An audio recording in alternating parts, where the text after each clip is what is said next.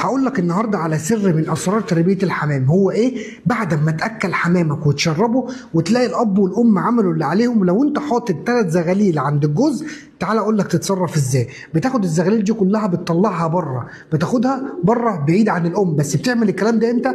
بعد ما تاكل الاب والام والاب والام يعملوا اللي عليهم، انت بتبدا تسحب الزغاليل دي كده بره. عندك نتايه شبه دي كده، ذكرها طار ومعاه زغلول صغير، نسيبه الزغلول ده يموت؟ لا، مش هنسيبه يموت. هقول لك ازاي نتصرف معاه وهقول لك ازاي نتعامل معاه. هقول لك النهارده سر من اسرار تربيه الحمام هتخلي الزغلولين قد بعض. لو انت بيطلع عندك زغلول كبير وزغلول صغير هتحل المشكله ديت. عندك نتايه طارت وسابت عيالها، ذكر مات وساب عياله، نفس الكلام برضه هقول لك تتصرف ازاي معاهم. ما هو دوت تشغيل الدماغ عند الحمام، ربنا بيرضيك من وراه. ودايما لازم تخلي بالك من الزغلول اللي هو من عمر يوم لحد 4 ايام، لان الوقت دوت الام والاب بيفرزوا ماده اسمها اللبه. اللبه دوت هو اللي بيساعد الزغلول ان هو يطلع معاك ويعدي معاك اول 4 ايام. نتايه شبه كده ذكرها طار، هنعمل ايه؟ لازم نتابع الزغلول بتاعها ونشوف نعمل معاه ايه. ما ينفعش نسيبه، لان لو سيبناه هيموت. ونفس الوقت برضه غلط الام تجوزها وهي تحت منها زغلول. هي هتاكله مره 2 3، بعد كده هتزهق وتسيبه وتقوم عليه، وبعد كده احنا بنستلموه بيبقى ابننا. وتعالى اقول لك، انت شايف ما شاء الله تبارك الله، ادي الزغاليل اللي احنا واخدينها. طبعا الاب والام لسه بيدفوا الزغاليل ديت، وطول ما هم بيدفوهم احنا بنعمل النقطه دي. طيب لو بطلوا يدفوهم بنعملوا ايه؟ بناخدهم ونبعدهم بعيد عن الاب والام، والاب والام بينتجوا تاني ويبيدوا معانا. وتعالى اوريك مثال حي. زي ايه؟ زي الكلام الجميل دوت. عايزك تصلي على النبي، ولو وصلت للدقيقه ديت اعمل لايك. شايف دول ما شاء الله تبارك الله؟ طيب شايف دول برضو ما شاء الله تبارك الله؟ الاثنين السود دول لو هنيجي هنلاقي ابوهم وامهم هنا اهم برضو تاني، واحنا سحبنا الزغاليل ساعدناها لحد ما وصلوا معانا في المرحله ديت. وادي كمان جوز بيضين ما شاء الله تبارك الله، ودول يعتبروا ابوهم وامهم ودول عيالهم.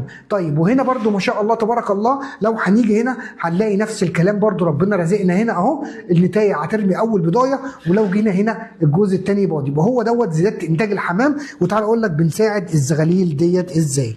هنبدا بقى نسمي الله ونجيب السرنجه اهو.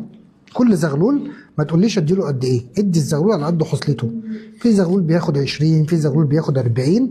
اهم شيء انك انت تتابع الزغاليل، وطول ما الزغلول نايم شبعان بيكبر معاك بسرعه. طبعا الخلطه ديت فيتامينات، لبه نفس لبه الام، املاح، بروتين، كل حاجه ما شاء الله تبارك الله. زي ما انت شايف في زغلول بياخد 20 سم، في زغلول بياخد 40 سم، على حسب ما انت هتدي الزغاليل وعلى حسب احتياجاته ليك.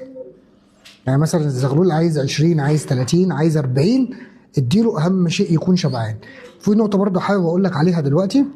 طول ما انت الاب والام مش بيدفوا عيالهم، ممكن انت تاخدهم بره هتاكلهم وهتشربهم ويبقى معاك زي الفل. وما شاء الله تبارك الله زي ما انت شايف كده اهو.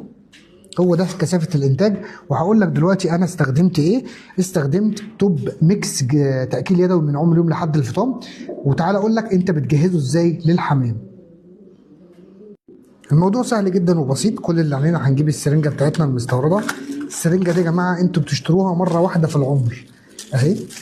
وهقول لك بتتعامل ازاي. طبعا ده خرطوم اللبه لو انت هتاكل من عمر يوم. تمام. احنا دلوقتي هناكل زغاليل تانيه، ناخدوا بالنا بقى. الكيسه بيبقى فيها قطع غيار، القلسيه بتاعها اهو ما شاء الله. طبعا مش بتحتاجه. ونصيحه مني لو خدت السرنجه دي تحافظ على القلسيه، لان السرنجه مش بتبوظ، فدي ممكن تضيع منك ودي تفضل برضه شغاله معاك.